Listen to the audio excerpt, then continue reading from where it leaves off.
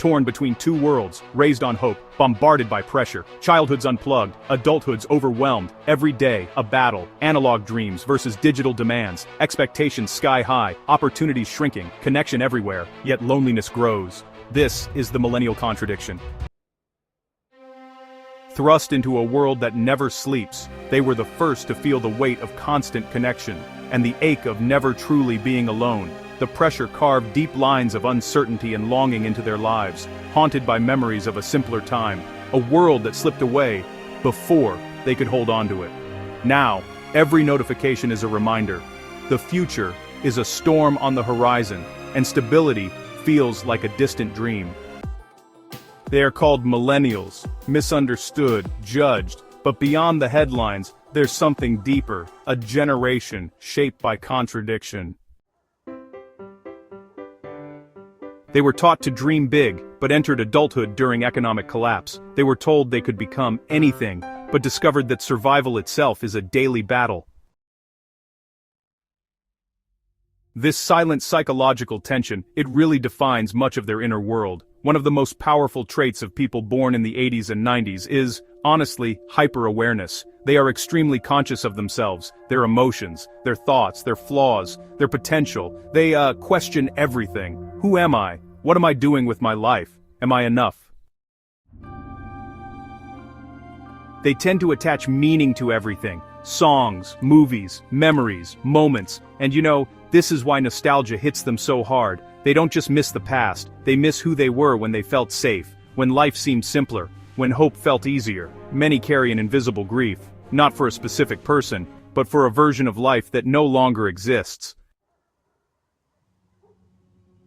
Another psychological pattern is this fear of wasting life. They constantly feel behind, even when they are doing okay, even when they are surviving. They compare themselves to curated online success stories, people their age buying houses, starting families, building businesses, traveling the world. This creates the illusion that everyone else has it figured out, but honestly, most do not. Still, the pressure remains. They feel they must become something extraordinary, not because they want to, but because they are afraid of being ordinary. This fear often leads to paralysis. They want change, but are terrified of choosing wrong, so they delay, they overplan, they wait, and then blame themselves for not moving. People born in the 80s and 90s also struggle deeply with identity. They don't want to become their parents, but they don't know what they want to become either. They reject rigid life paths, yet secretly crave stability, conflicting desires. They want freedom, but also security. They want independence, but also belonging. This internal contradiction creates chronic dissatisfaction. Something feels missing, even when life is good. Another important trait is emotional independence. A lot of us learned pretty early on that no one is coming to save us. We watched institutions fail, promises break, and adults struggle, so we kind of had to develop self-reliance, right? We learned to figure things out on our own, and honestly, most of us don't easily ask for help. We appear strong, capable, resilient, but inside, we're tired, really tired. There's this deep weariness, from repeating the same cycles over and over. Work, bills, responsibilities, uncertainty, it just keeps going. It's not that we're lazy, we're just overwhelmed. Another defining psychological trait is this desire for meaning. We don't just want a job, we want purpose. We don't just want money, we want fulfillment. And we don't just want relationships, we want deep connection. Living on the surface just feels unbearable to us. We crave significance, honestly. That's why so many of us feel lost, because the world offers survival, but not meaning. And people born in the 80s and 90s were also extremely sensitive to authenticity. We can sense fake behavior really quickly. They dislike forced positivity. They dislike empty motivation. They prefer honesty, even if it hurts. This is why they resonate strongly with raw content, dark truths, real struggles, unfiltered emotions.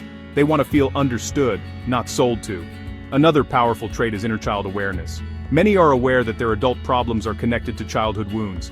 They think about trauma, attachment styles, family dynamics. They try to understand why they are the way they are. This awareness is healing. but also heavy. Because once you see patterns, you can't unsee them. Many feel responsible for fixing themselves, even when they didn't break themselves. This awareness is healing, but also heavy, because once you see patterns, you can't unsee them. Many feel responsible for fixing themselves, even when they didn't break themselves. They also struggle with commitment anxiety, not because they don't care, but because they care too much. They are afraid of choosing wrong, afraid of wasting years, afraid of locking themselves into a life that feels empty. So, they hesitate. In careers, relationships, major decisions, they want certainty in an uncertain world, which is impossible. People born in the 80s and 90s often appear calm on the outside, but inside, their minds rarely stop. They think about the future constantly. They imagine worst-case scenarios. They try to mentally prepare for pain. This is a survival mechanism, not pessimism. They learned that stability can disappear overnight, so they stay mentally alert. Another psychological trait is romantic idealism. Despite disappointments, they still believe in deep love, soul-level connection, meaningful bonds. They haven't stopped hoping. They just hide it better. They pretend to be cynical, but they still want something real, very real. People born in the 80s and 90s also value self-expression. They use creativity to cope. Music, art, writing, humor, memes, especially memes. Humor is often dark, self-aware, existential, because, laughter becomes a release valve, a way to survive heavy thoughts. Another pattern is quiet ambition. Many don't want fame. They don't want to impress crowds. They want peace, freedom, control over their time. They dream of simple lives, with enough money to breathe, enough space to think, enough quiet to feel human. They are not chasing excess. They are chasing relief. One of the deepest struggles of this generation is, honestly, just feeling unseen. They feel misunderstood by older generations and, judged by younger ones. It's like they're caught in the middle, too old to start over but, too young to settle. This creates identity confusion. They don't know where they belong, yet they continue. They wake up, they show up, they try. Even when they feel broken, even when they feel behind, this is their hidden strength, resilience without applause. People born in the 80s and 90s are not weak, they are not lazy, they are not failures. They are a generation carrying invisible weight, a generation trying to heal while surviving, trying to build while exhausted, trying to hope while disappointed. If you were born in this era, there's nothing wrong with you.